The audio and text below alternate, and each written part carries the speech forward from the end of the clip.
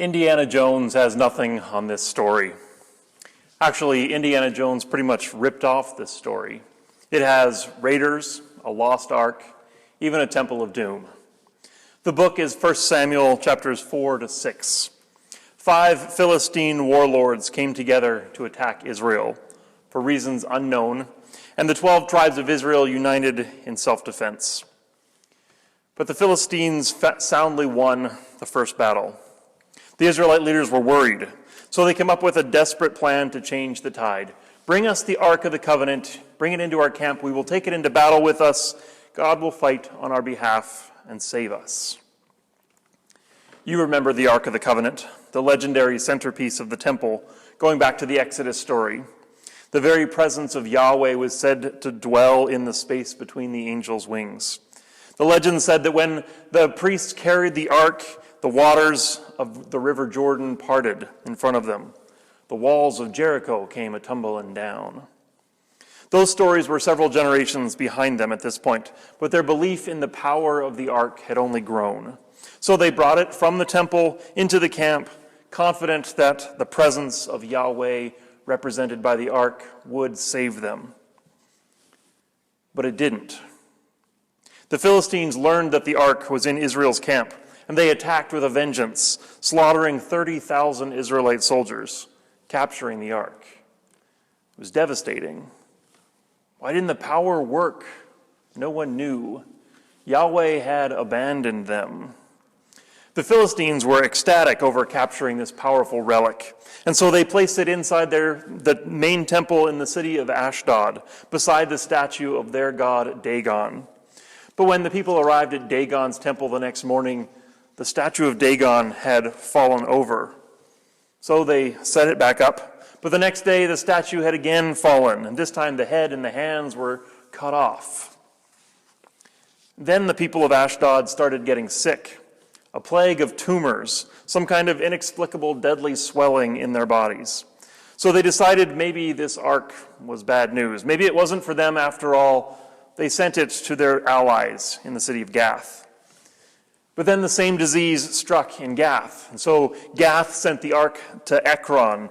And by this point, Ekron was terrified as well. So they decided, let's just send the ark back to Israel. They loaded the ark onto an ox cart, and they sent it back along with a guilt offering of 5 golden pieces formed in the shape of the tumors that had been in the plague, and 5 golden rodents. Apparently there was also an infestation of rats wreaking havoc on the cities where the ark went as well. So the Israelites rejoiced to have the ark back, and apparently the offering of golden rats and golden tumors was sufficient to appease Yahweh, and the plague ended. The word of the Lord. Thanks be to God. I have so many questions. Rats and tumors and falling statues. How and why? Was this whole thing just a coincidence? Is it superstition? And if not, well, then why did the power of the ark work sometimes but not others? If God was against the Philistines, why not just help Israel win the battle in the first place? Is God on our side or not? What about all the collateral damage along the way? Can you feel the confusion of the Israelites in this story? The disorientation in a world that just doesn't make sense. That's the feeling of purple in the model of spiral dynamics. Purple is a space of uncertainty. There is power out there. Call it the gods, call it luck or fate, call it Mother Nature, call it faith and conviction. There's power out there that's bigger than us, and it seems to offer all the things that we need. But it's unpredictable. It's beyond our understanding. And try as we might, we usually can't make it do what we need it to do when we need it to do it. I know, this is an ancient story filled with superstitions and irrational beliefs. Purple goes way back, for sure. But then again, that feeling of confusion that I just described, how many of us feel exactly that every time we get an update on our phone? Or when my car won't start, or when their power blinks out and I need to reset the clock on my microwave. I know how it's supposed to work. I know what it's supposed to do. It was doing that just a second ago. I'm sure that somebody out there understands it, knows how it all works. But not me. I might as well be doing a rain dance or giving an offering of golden rats. I mean, if that's what the mechanic or IT professional wants, well, then I guess that's what I'm going to have to give them. We all operate out of this purple space from time to time, perhaps more often than we think. And that purple impulse, it's ancient, but it's not wrong. There really is so much in our world that's unpredictable, unstable, out of control. I mean, apparently UFOs are real. What a year we are still having. As you've probably heard, I'm calling our summer sermon series Faith of Many Colors, the spirituality of spiral dynamics. Spiral dynamics is a model of evolutionary development of individuals, organizations, and societies. There are consistent patterns in how we humans change over time. As individuals, we grow and mature from infancy through adulthood and beyond, and spiral dynamics builds on research that describes those different stages of maturity. It's organized by these colors. As we grow, most of us tend to have a center of gravity in one or two of the colors. The default set of values, ways of thinking that we operate out of most of the time. The spiral dynamics model also sees those same patterns at work in groups of humans. Most families, churches, businesses, and other institutions also have one or two color that is the common denominator for the group, a set of values and worldview that gives cohesion and focus to the organization. And further, spiral dynamics also infers this pattern as stages of development for humanity as a species, stretching the spiral across hundreds of thousands of years of human history. There's a lot of historical and sociological research behind this model, but much of it is entirely debatable. Although many of us tend to assume that this kind of human growth is progress, I think the model only describes increasing complexity and awareness. Whether that's a good thing or not, and for whom, well, that'll depend on who you talk to. Last week we talked about beige, the primal instinctive space. Beige is physicality, the needs of food, shelter, sex, survival. In human history, most spiral dynamic scholars put beige about 100,000 years ago. Low-level consciousness, hunting and foraging in small family groups. At some point, maybe around 50,000 years ago, these small family groups started to band together into larger groups. As tribes, working together makes it much easier to meet the needs of beige. And then as we are able to meet those basic needs more consistently, that allows the world to grow much bigger in territory, in the size of the group, and in terms of knowledge and self-awareness. Of course, enjoying the benefits of the group also means that you'd better be on board with the expectations and dynamics of the group. Otherwise, out you go. Good luck out there on your own. Or, there are a lot more of them than there are of you, so they'll probably just kill you and be done with it. Submitting to the group is one of the basic demands of purple. The other is magic, doing whatever it takes to appease the gods and stay on the right side of the supernatural powers that control everything. Why did this hunt fail when the last one succeeded? Why did our neighbors get rain when we did not? Is it the words we said, the clothes we wore, the idol that we prayed to? You have to keep the gods on your side with the right words, the right sacrifices, the right morality. That's the only way to succeed in the hunt. Control the weather, win the battle. Purple is at the root of religion. Christians talk about fearing our God as in showing proper respect, humility, offering worship. God is in charge, I am not. That is a purple acknowledgement. And in the purple space, the ones who know how to lead us in those rituals, the shamans and priests and soothsayers, make the rules and hold the group together. If you know how to win the favor of the gods, or at least you offer reasonable predictions and compelling explanations, purple will listen to what you say, maybe even give you a pulpit. That's purple. Stay with the group, respect the powers that are greater than you. That is an ancient way of seeing the world for sure. We would probably associate that with superstition, astrology, maybe the cultish side of religion. But again, if you've ever grown a playoff beard, considered buying Bitcoin, or prayed for green lights on your way to work, you really can't point fingers. Because the purple impulse is not wrong. We are not in control of our fate in the world. There's much we don't understand, and even our understanding gives us only a fragment of control over our fate. To live demands trusting the group, having faith in powers far beyond us. You know this. We live in Saskatchewan. Our economy, our well-being depends on the weather, on markets and governments and systems far beyond us. We can project and prepare and lobby for favorable conditions, but our ultimate health and well-being are entirely dependent on these forces that we can't control. And so we pray for rain, for peace, for prosperity. We thank our lucky stars. We do the work and hope for the best. Many of us choose to trust God. None of us can control God. And so most of the time we make up for what we can't control by relying on the strength of community around us. Here in Saskatchewan, we all know about the resilience of small towns, farming communities rallying together through hard times. Even we city folk are nice to our neighbors because you never know when you're going to need help to make it through a blizzard. Apologies to Ryderville, but we are a very purple province. And I would say that shows up as strength, the things that we see as strength, strength in our relationship, strength in our faith. I'll say again what I'm going to repeat often in this series. Each of these colors on the spiral has its pros and cons. None of them are better than the others. The spiral shape indicates complexity, not value or wisdom at the upper levels. The goal is not to get to the top of the spiral. We need all of the colors. In health, we can carry the best of all the spaces with us.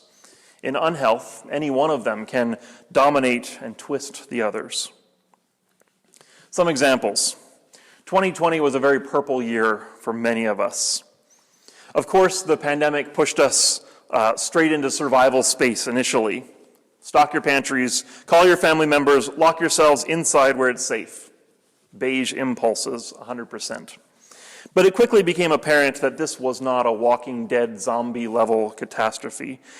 As you'd expect, most of us first went to our center of gravity on the spiral.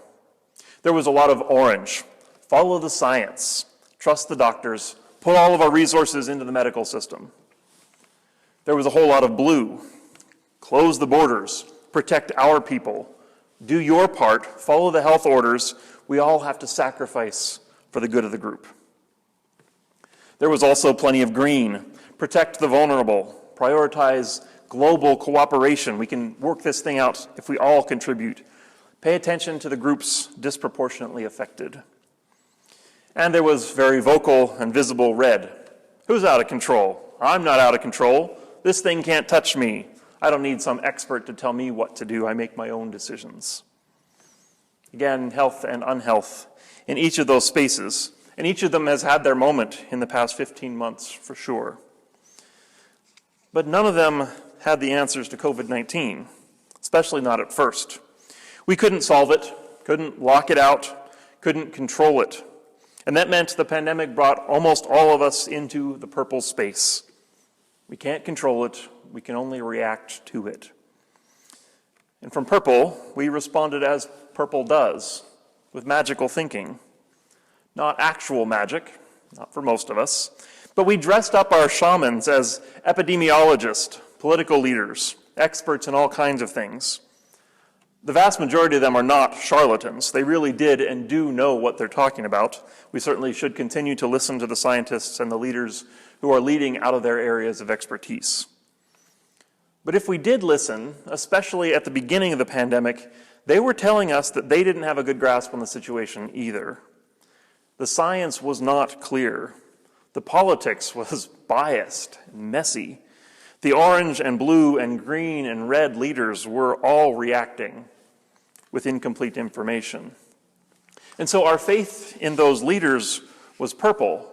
I understand even less than they do.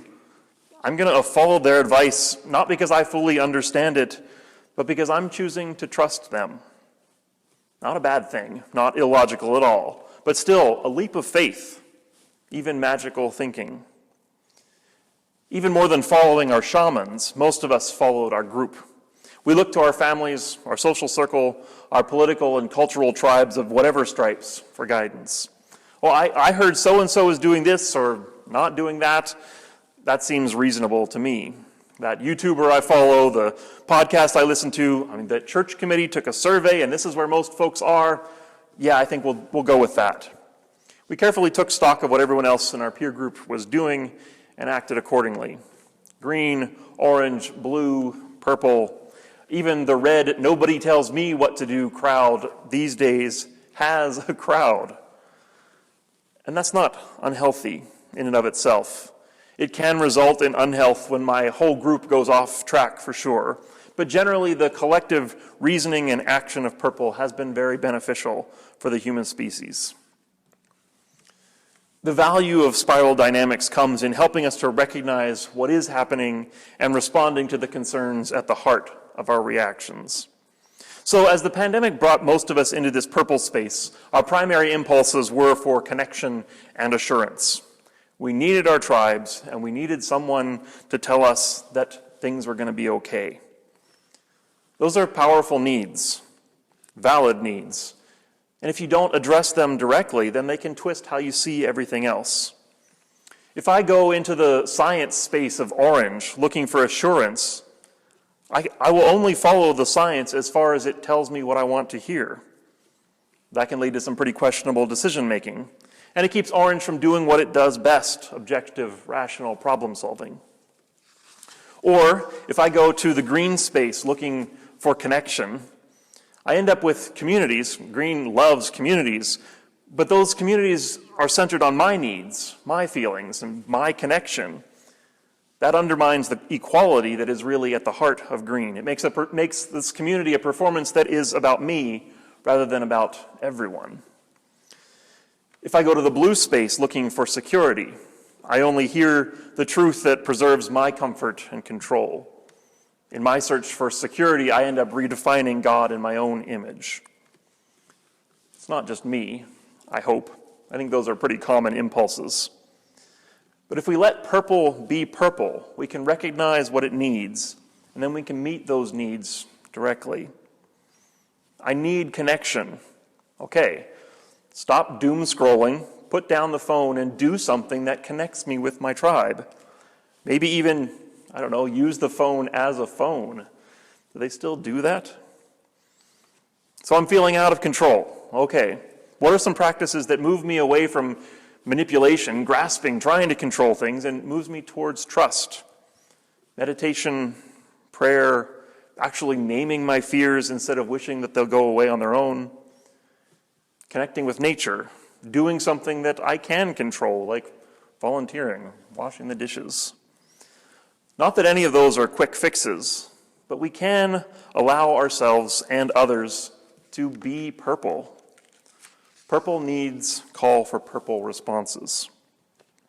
Consider the purple faith of the ancient Hebrews.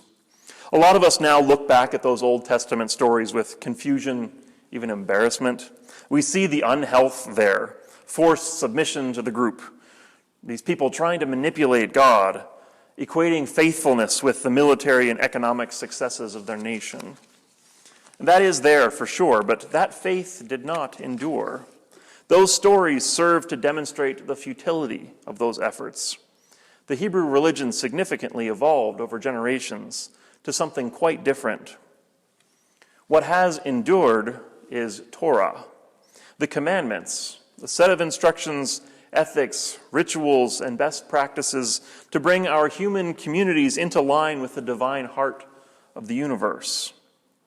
Not instructions for how to get God to do what I want, but a path to bring me into right relationship with everything. What did Jesus say is the greatest commandment? To love the Most High God with all your heart, soul, mind, and strength, and to love your neighbor as yourself. Where have I heard those two values before? Love, respect for, worship of God, and love, respect for, cooperation with community. That's right, folks. Purple Jesus. At an unhealthy level, purple uses community and worship as a means to an end, manipulation to bring security, even prosperity. But faith invites us to turn that around, to embrace submission and fear, not as compulsion, but as gift. There is magic in the world, not the magic of control, but the magic of wonder. That which frightens us can also be beautiful. The power that sweeps us up is also filled with beauty. The mortality that limits us also offers the gifts of immediacy, impermanence, and grace. To paraphrase C.S. Lewis, the world is not tame or safe, but it is good. Purple faith bows to that reality in humility and curiosity. Likewise, purple faith calls us to love our neighbors, our tribe, not only because we might need them to dig us out of the next blizzard, but also because our neighbors are our connection to something bigger, the inherent belonging of each of us in the tribe of humanity. Submission can be inverted so that it's not a denial of myself, but it's a putting myself into proper context of belonging to and with those around me. In many cultures that live out of a purple center of gravity, past and present, the connection to ancestors and to future generations is sacred space. Midakwe Oyasin, as the Lakota people say, all my relations. We are defined by our relationships. We are related to everyone and everything. As Thomas King writes, more than that, all my relations is an encouragement for us to accept the responsibilities we have within the universal family by living our lives in a harmonious and moral manner. That's the invitation of purple faith, to embrace the belonging of ourselves within the great big tapestry of humanity, and to nudge our fears toward the wonder and beauty of the whole wide world. Communities of wonder. As it is written in the book of Ephesians, may Christ dwell in your hearts through faith, so that you, being rooted and grounded in love, will be able to grasp fully the breadth, length, height, and depth of Christ's love, and with all God's holy ones, experience this love that surpasses all understanding, so that you will be filled with the fullness of God. To God, whose power is now at work in us, can do immeasurably more than we ask or imagine. To God be the glory in the church and in Christ Jesus through all generations, world without end. Amen.